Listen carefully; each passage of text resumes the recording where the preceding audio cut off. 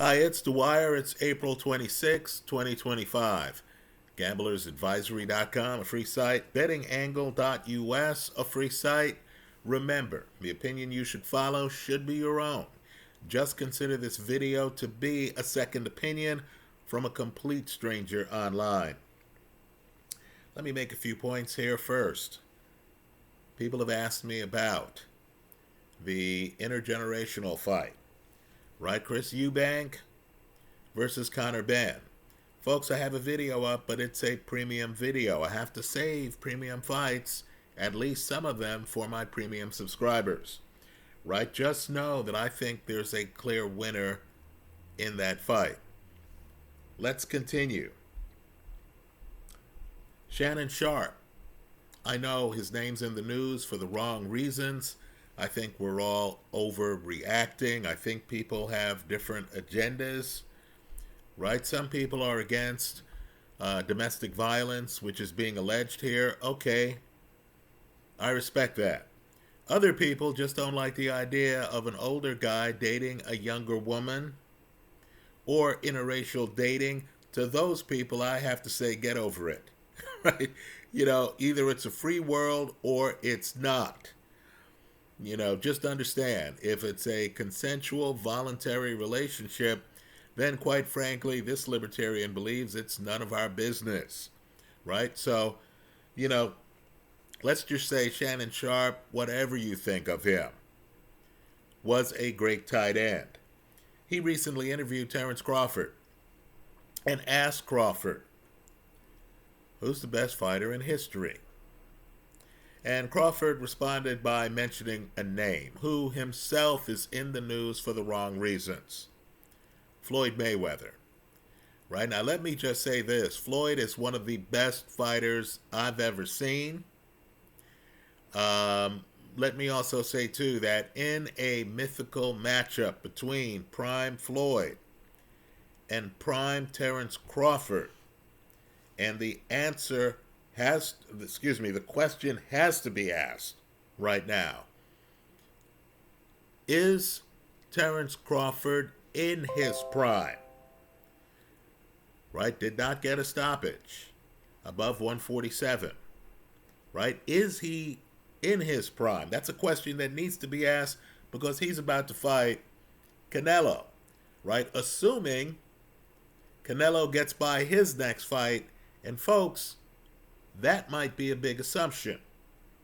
Well, just to understand, there is a difference between Crawford, who is ambidextrous, who does some things Floyd can't do, and Mayweather, right? And we need to remember back to Mayweather. Folks, they're different levels of athlete.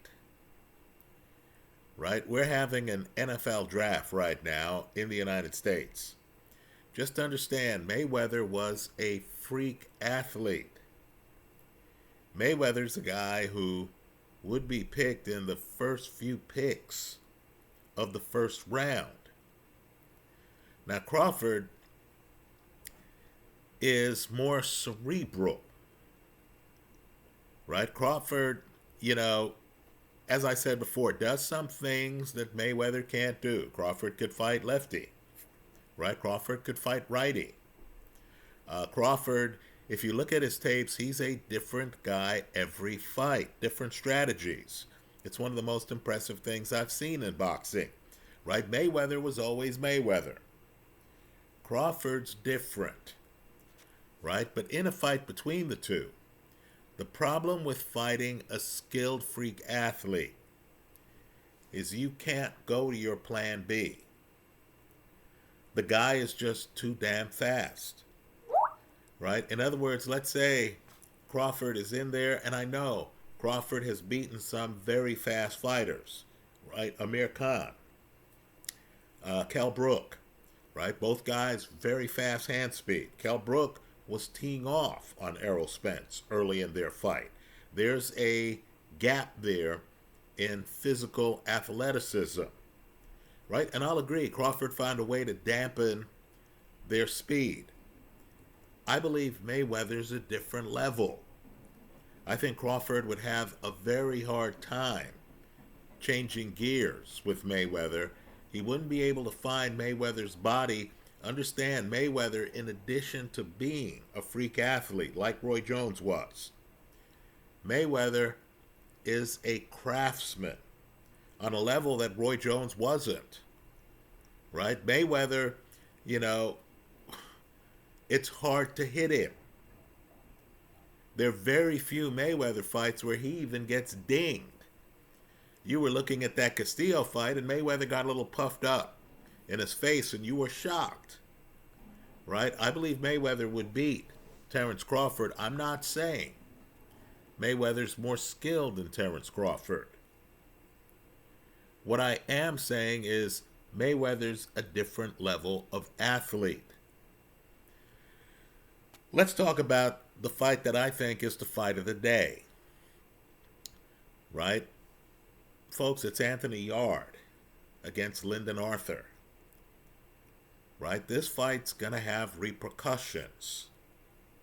You know, the heavyweight division is in a golden age right now.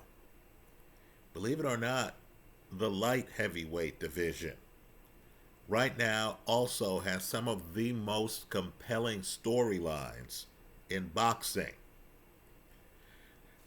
Now, if Anthony Yarde wins this fight, let's ask the question, what happens if he fights a guy who has not gotten a stoppage above 168 pounds?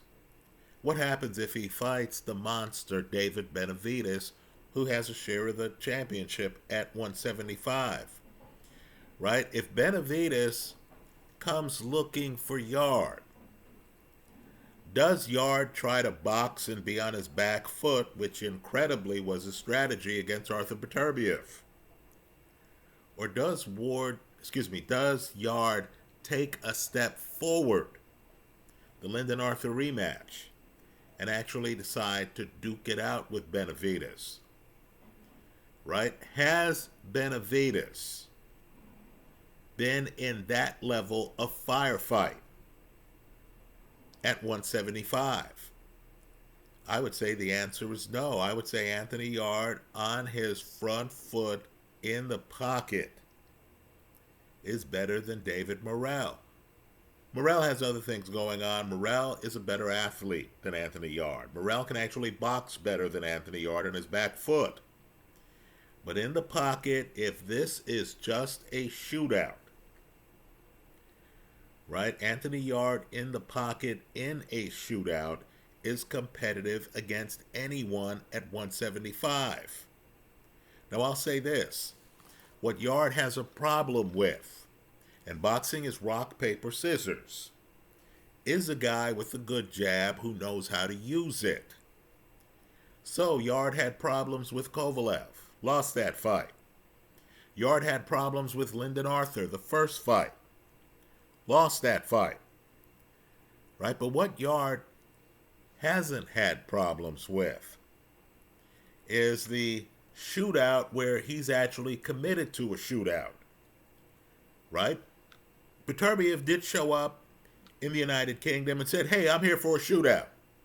Anthony Yarde decided he was going to box Kovalev, right? People who look on film, and this includes Dmitry Bivol, have reached the conclusion that they can box Kovalev, right? There's a great fight.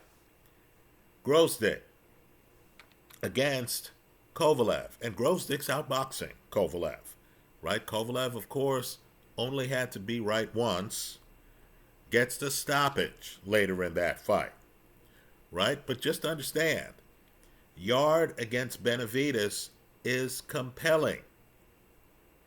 Let's go one step further. Callum Smith is still around, right? Callum Smith is not bashful in the pocket. Callum Smith against Benavidez or Anthony Yarde is compelling. Now, Lyndon Arthur, if he wins the fight, it gets interesting because Arthur's a jabber, right? Arthur's a guy who can set up shop and have a guy walk into his jab for much of the fight. Folks, he's already beaten Anthony Yarde. Right? Let me say, too, these guys are in their 30s. Yarde, Arthur. The winner of this fight is going to have another shot at a huge payday. Right? Whether that's against Benavidez, whether that's against Callum Smith, that would be a great domestic dust-up. Whether that's against the winner or the loser of Beterbiev Bivol 3. Right? So, folks, while Yarde versus Arthur is not intergenerational, right? Just from a boxing standpoint, the fallout from this fight is going to be more meaningful than the fallout from Eubank, Conor Benn, right? That fight's really a one-off. That fight comes down to our dads fought. This is an ongoing family feud. You hit me with an egg. You've accused me of using PEDs. Let's solve this in the ring. Right? That's really more of a promotional event. This Arthur Yarde fight is actually a fight that has championship repercussions. Right? The big names really won't be able to avoid the winner of this fight.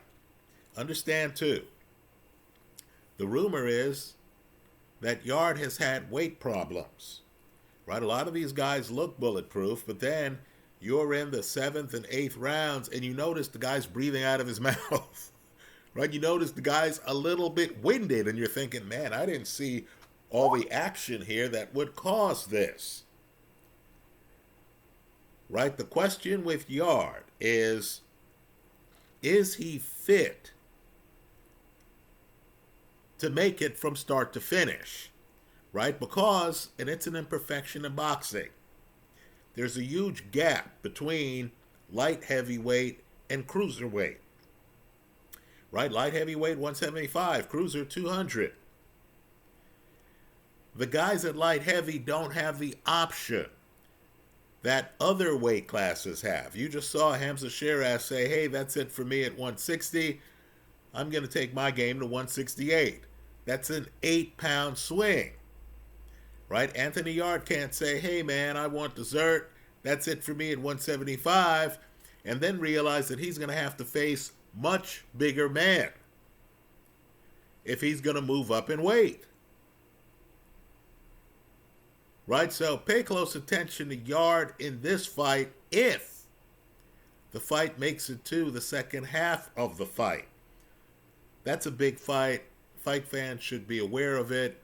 Again, it's Anthony Yarde against Lyndon Arthur. Right? Yarde, rough and tumble inside. Arthur, one of the best jabs in boxing.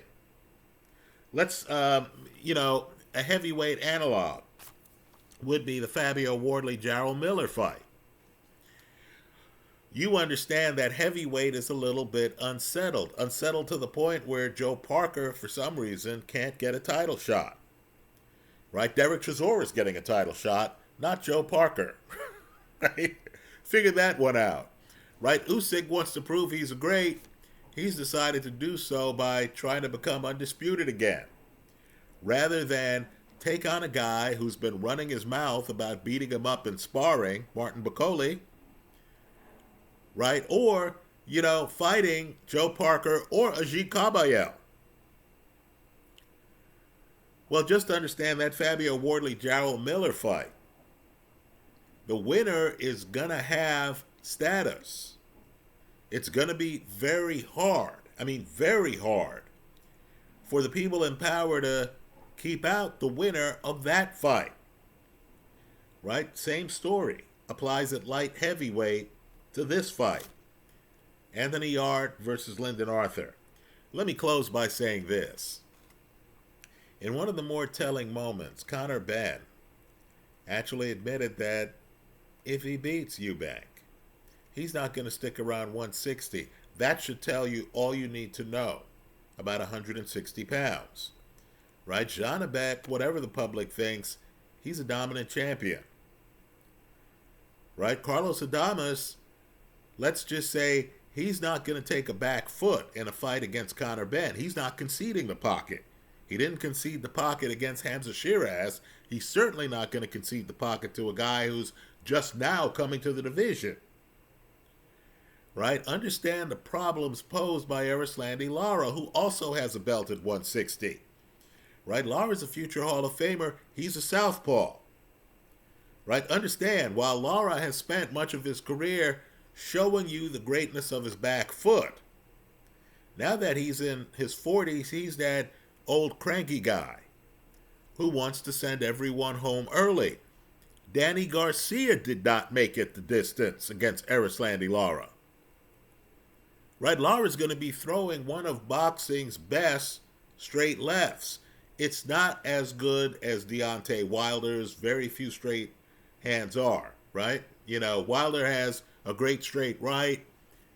But let's just say, in terms of knockout power, folks, that straight left from Lara is among the best in boxing. So, of course, Conor Benn, who's fighting Eubank at middleweight. And somehow, by the way, Eubank, who we were supposed to believe was going to make 157 when they first signed the fight, is doing his own imitation of Ryan Garcia. Right? He couldn't make 160. Right? What's the deal? You're fighting a guy who's not even from the weight class, and you can't make weight? Even when you're naturally the bigger man? Well, that opens the door to the question of how in shape is the older fighter. We'll find out. But let me say this. If Conor Benn drops down to 147, as he's telling you he plans on doing, win, lose, or draw, right? And let's face it, 154 has its own set of problems. Conor Benn, I'm sure, looked out at 154 and realized, I don't want to fight Murtazaliev. I don't want to fight Virgil Ortiz. I don't want to fight Sebastian Fundora. Where's 147 at? That's what I'm dropping down to. Well, let's talk about an elephant in the room that's not being discussed. I believe Mario Barrios is vulnerable. Folks, just look at how his face got blown up in his fight against Abel Ramos. Now, Abel Ramos is a savvy vet, right? He's real competition. But let's just say Mario Barrios, who's a tall guy, who's an athlete. He's actually one of the better athletes in boxing, right? But he gives away his height. You can lure him into a shootout. Now, you saw his face get all swole after that Abel Ramos fight. So now you have one of the greats, and he's been out of the sport. Manny Pacquiao, who wants to come back and who wants to fight Mario Barrios. Right, folks? Guys don't get their faces busted up by Manny. They get knocked out.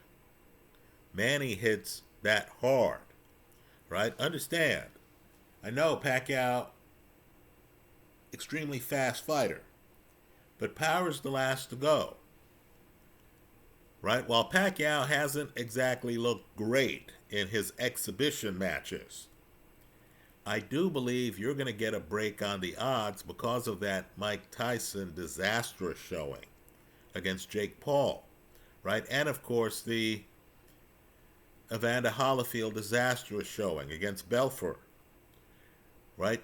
If Manny Pacquiao comes back, the consensus view in the room is that these older guys can't compete.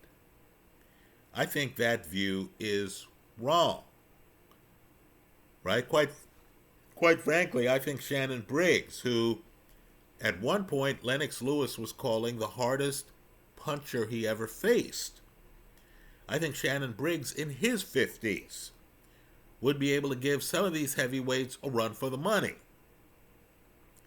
right? Manny Pacquiao at 147, folks, you let him in the room and things might start happening. I think Mario Barrios, who can get hit, again, just read his swelling, would be at risk against Manny Pacquiao. We're praising Jaron Ennis, right? And Ennis looks good. He's a tall guy. He, knows how to, turn his body. He's ambidextrous. He looks slick. But when you look at his films closely, he's also been getting hit with shots. He got hit with several shots by Stanionis. Right, folks? You can't get hit with several shots from Manny Pacquiao, who, of course, is a southpaw, is herky-jerky, is hard to time. Right? Let's remember how hard Manny hits. Manny dropped Keith Thurman. Right? Thurman got up. Thurman finished the fight. Truth be told, Thurman started coming back in the fight. But the point is, not many guys can drop a Keith Thurman. The situation at 147, right, is creating enough opportunities where Conor Benn understands. I'm fighting at 160 today. I don't want to fight at 160 in the future. I don't want to fight at 154 in the future. To paraphrase LeBron James, let me take my talents to the welterweight division. Right? So pay close attention to what happens if Conor Benn beats Chris Eubank. He can throw his hat in the ring and say, hey, Manny, you want action at 147 if these champions aren't taking you seriously? I will. But the fight has to be in the UK, right? Make no mistake, Manny Pacquiao's been traveling his entire career, right? Because Pacquiao is actually from the Philippines, right? So Manny, Conor Benn, that would be interesting. Anyway, that's how I see it. That Arthur Yarde fight, and Yarde justifiably is a meaningful favorite in that fight, but just look at that fight and understand that fight's going to have fallout because of the uncertainty in that 175 weight class, right? Benavidez has more of a monstrous image than he's gotten results in the ring at 175 so far, right? I'm not saying he didn't fight tough guys. Right, Grosdick tough. Morrell tough. Right, he's not fighting patsies. This is a fighter who's unbeaten. But he's also not getting stoppages in the weight class. And there's some tough competition out there at 175. That's how I see it. Let me hear from you. I hope you leave your comments in the comment section of this YouTube video. Thanks for stopping by.